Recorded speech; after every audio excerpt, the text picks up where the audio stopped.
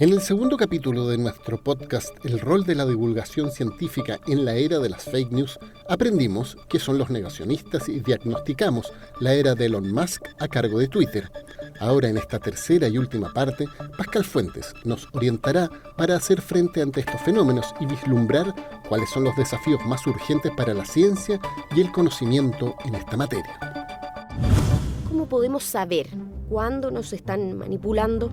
Hace unos meses tuve la suerte de tener una breve conversación con el director y documentalista alemán Werner Herzog, que planteó la necesidad de que la audiencia navegue de manera inteligente en la web, que se tome el tiempo, que chequee sus fuentes, que contraste la información, que busque lo publicado por CNN, pero que también acceda al contenido de Al Jazeera. Suena extremadamente coherente, pero profundamente utópico, o por lo menos para mí. Me demostró que Werner Herzog sobreestima al cibernauta. Yo soy más pesimista. Sí coincido en que esa responsabilidad debe estar grabada a fuego para mí y mis colegas, y ciertamente para quienes tienen como tarea acceder al conocimiento y luego difundirlo. Es la responsabilidad entonces de académicos, estudiantes, científicos. La ciencia cumple un rol preponderante ante este contexto plagado de falsedades y engaños, pero hay que conocer sus límites para poder enfrentar el problema. El libro Mercaderes de la Duda de Naomi Oreskes y Eric M. Conway plantea que la ciencia no proporciona certidumbre, solo proporciona pruebas, solo proporciona el consenso de los expertos basada en la acumulación organizada y el examen de las pruebas.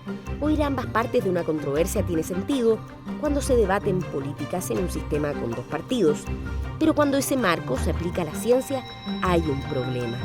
La investigación produce pruebas que pueden aclarar puntualmente la cuestión. A partir de ese punto, ya no hay partes, hay simplemente conocimiento científico aceptado. A este planteamiento me gustaría agregar lo que señala McIntyre en su libro Posverdad. Decir que una teoría científica está bien garantizada dada la evidencia no es algo baladí.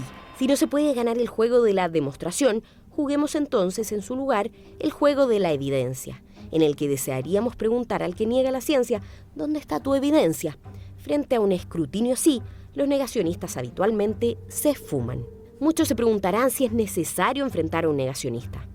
La respuesta es sí, pero siempre en la medida de que el negacionista cuente con una audiencia. Quizás no les aconseje discutir airadamente en la cena navideña con la tía que insistentemente trata de demostrarte que la vacuna contra el COVID-19 es un imán para cucharas, misma vacuna que salvó solo en nuestro país en 2021 la vida de 146.000 personas, según el Imperial College de Londres. Lo que sí les sugeriría es hacer el punto y no dejarlo pasar.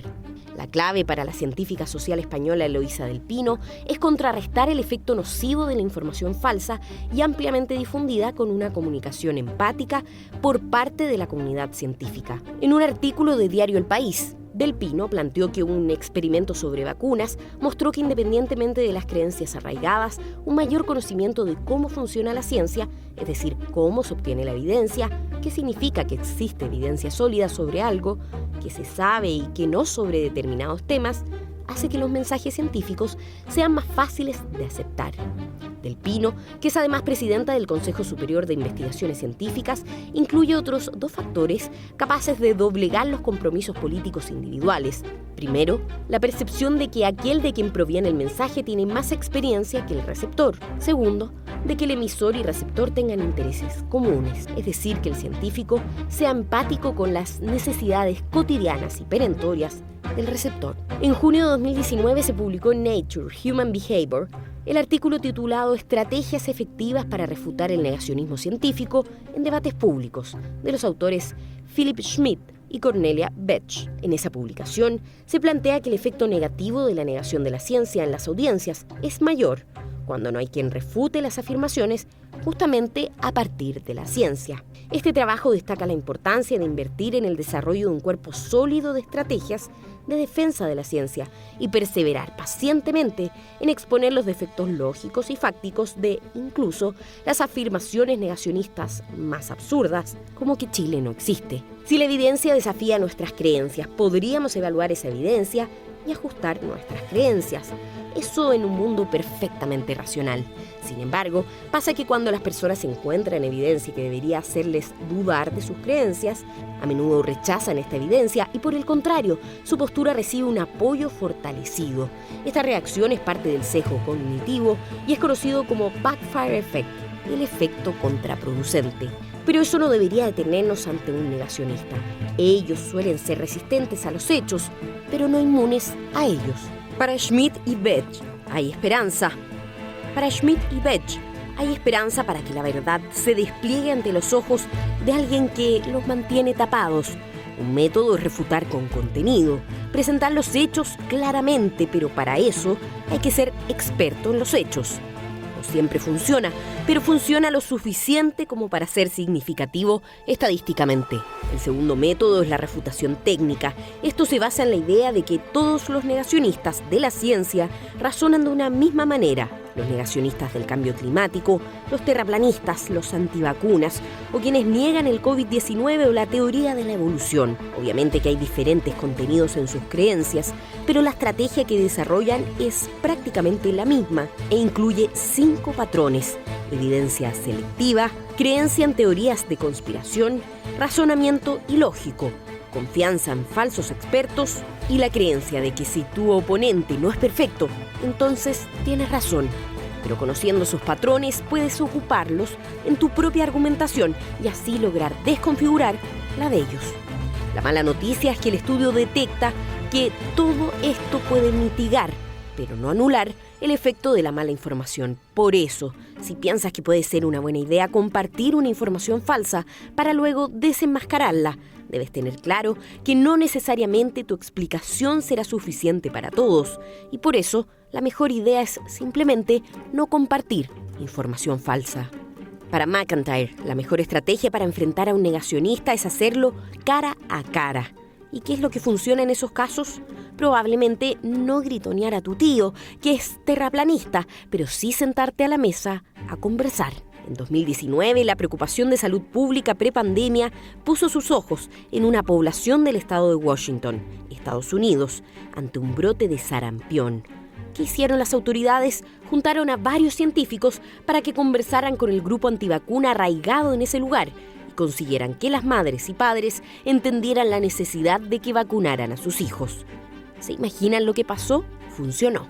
Nuevamente para McIntyre, y así lo plantea en su libro publicado en 2021, Cómo hablar con un negacionista de la ciencia.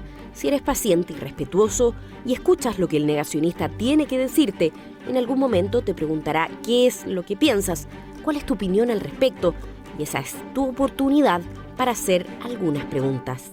El filósofo de la ciencia, que lleva más de 20 años estudiando a los negacionistas, plantea que enfrentar a quien está desinformado y desinforma siempre vale la pena. Y el poder hoy está en manos de la ciencia. Quien fuera el presidente del Consejo Europeo de Investigación, el francés Jean-Pierre Bourguignon, plantea en su conferencia Científicos, Poder y el poder de los científicos, la responsabilidad de la comunidad en la construcción y difusión del conocimiento. El matemático da claros ejemplos de este rol. Lo fue con la divulgación de la teoría heliocéntrica de Copérnico y más tarde con la Ilustración. Y este grupo de brillantes pensadores quiso circular libremente las ideas con un esfuerzo público y que trascendió las fronteras. Bourguignon plantea que la investigación se ha convertido en uno de los pilares de la educación superior y fundamental para el desarrollo de la industria y que llevó a un crecimiento importante de la comunidad científica. Tan importante que según él se podría cifrar en 60 millones de personas a nivel mundial. Una comunidad que ha desarrollado reglas comunes y que comparten un buen número de valores, hasta el punto que se puede hablar de un método científico. El astrofísico y divulgador francés André Brahic planteó que para entender el método científico hay que darse cuenta de que el progreso proviene de un proceso continuo de cuestionamiento. Una proposición solo es científica si es falsable, es decir, si cualquiera puede verificarla o invalidarla. Por eso la historia de las ideas científicas es una excelente escuela de la duda, la humildad, el rigor, la honestidad y el espíritu crítico, virtudes primordiales al servicio de la pasión por el conocimiento. La ciencia necesita difundirse, su impacto mejora la calidad de vida humana y no solo la calidad de vida de su comunidad. Hoy tenemos todos un desafío que debe movilizarnos y que debemos colocar en el centro del debate público, justamente con evidencia, y es el cambio climático. No en vano, una serie de científicos, por ejemplo de la Universidad Austral de Chile, como Luis Miguel Pardo o Leila Cárdenas, han pasado varias temporadas en el continente blanco. Están investigando justamente esos cambios y su impacto en una biodiversidad única y que está en serio peligro. Recordemos que los golpes del calentamiento global afectan con especial dureza a los polos y que la Antártica necesita de nuestra atención. Reúne el 85% del hielo de todo el planeta y lo que pase justamente con ese recurso influye en las corrientes marinas, en el clima y en el nivel del mar de todo el planeta. Bourguignon insiste que una mejor comprensión de las causas es indispensable, en particular para determinar si el desarrollo de las actividades humanas está en el centro del asunto. El Panel Internacional sobre el Cambio Climático ha logrado poner sobre la mesa una recopilación de datos con una profunda mirada crítica, lo que le ha dado a los científicos una nueva forma de poder, pero que también se enfrenta al cuestionamiento del que hemos hablado ya por extensos minutos: la desinformación. Bourguignon propone prestar atención a 3 puntos: el respeto por el método científico, que está vinculado con la educación, la importancia que los científicos deben darle al aspecto ético de sus actividades. En el mundo científico no debe haber cabida alguna a comportamientos fraudulentos. Y el tercer aspecto a considerar tiene justamente que ver con las relaciones de los científicos con la sociedad en general. Los nuevos medios presentan una nueva interfaz entre ellos y el público, y están vinculados con el movimiento denominado ciencia abierta, que según el matemático requiere por parte de los científicos de una mente abierta y los obliga además a tener una mayor comprensión de lo que se necesita para dirigirse al público en general.